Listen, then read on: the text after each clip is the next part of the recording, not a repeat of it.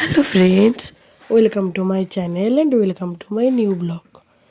রাত্রের অন্ধকার দেখাচ্ছে কারণ আমি আছি বাসে, রাতেই ট্রাভেল করছি, ওই জন্যই অন্ধকার। আর আমার ভয়েসটার অবস্থা আরও খারাপ, মানে আমার যে শরীর খারাপ ছিল সেটা তো সবাই জানতে। আর একটু মেডিসিন খেয়ে ঠিক হওয়ার পরেই আবার বাইরে ঘুরতে চলে গিয়েছিলাম, তো তারপরেই এই অবস্থা। এবং যাওয়ার পথে রাতের ডিনারে আমি খেয়েছিলাম বিরিয়ানি, সাথে বোন ছিল আর মা ওরা সবাই খেয়েছিল মুড়ি বেগুনি। তাই ওরাই খেতে বসেছিল আর আমরা বিরিয়ানি খেয়ে আসার পর দেখলাম যে ওরা খাচ্ছে, মানে তখন বেগুনি ভাজা হচ্ছে আর কি। তার মাঝে বাবা একটু বেগুনি ভাজছিল, তো সেটা দেখে একটু ভালোভাবে ভিডিও নিয়ে নিলাম।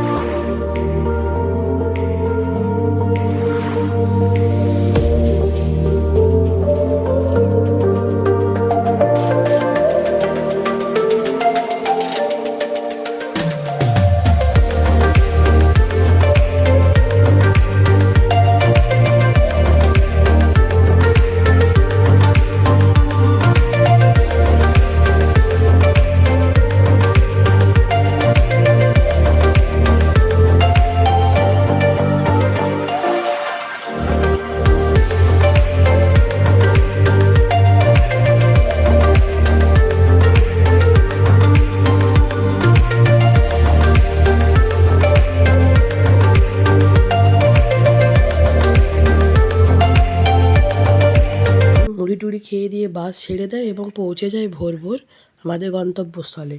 এবং তারপরে একটু ভালোভাবে চারধার আলো ফোটার পরেই আমরা বেরিয়ে যাই ঘুরতে। আর এটা জগন্নাথ মন্দির দেখে বুঝতে পারছো, তাহলে নিশ্চয়ই গেস করতে পারছো আমি কোথায় গেছি। হ্যাঁ, আমি গিয়েছিলাম দীঘাতে। আর আমরা ওখান থেকে দেখতে যাচ্ছিলাম, লজ থেকে বেরিয়ে যাচ্ছিলাম আমরা মোহনা দেখতে।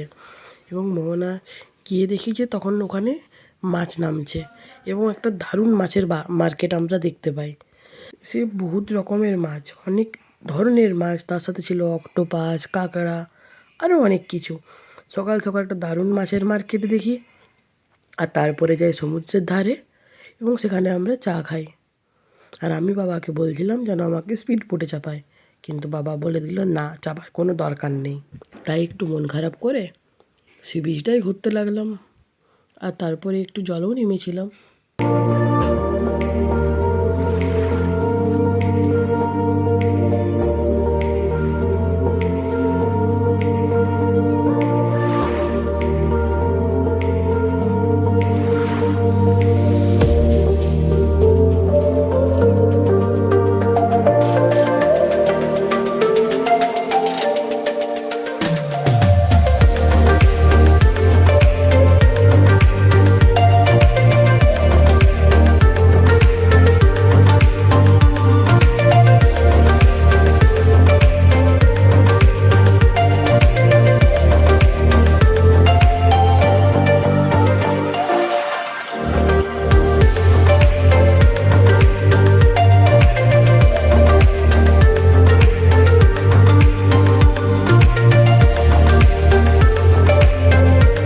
তারপর আমরা ওখান থেকে লজে ফিরে যাই এবং তারপরে আমরা খাবার খেতে চলে যাই।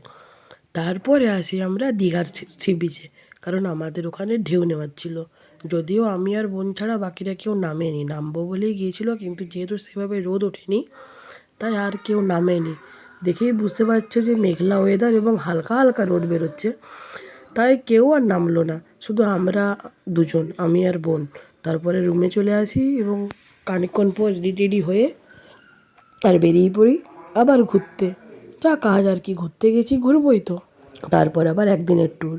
তবে সাইট সিন সেভাবে কিছুতে যাইনি, কারণ দীঘা আগেও গেছি এবং সাইট সিন বলতে কিছু জিনিস মানে যেগুলো হয় আর কি, ওখানে যেগুলো আছে আগেও দেখে নিয়েছি।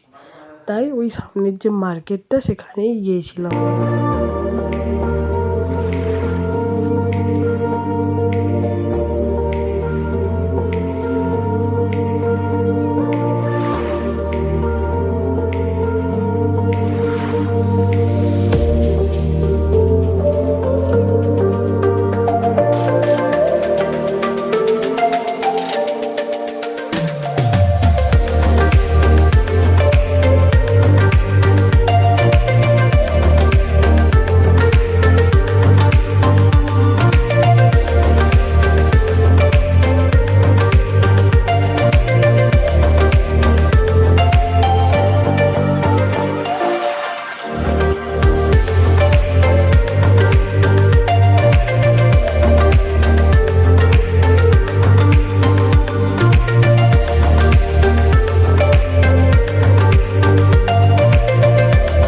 ফিরে যাওয়ার পর লাঞ্চ করি এবং একটু রেস্ট নিই।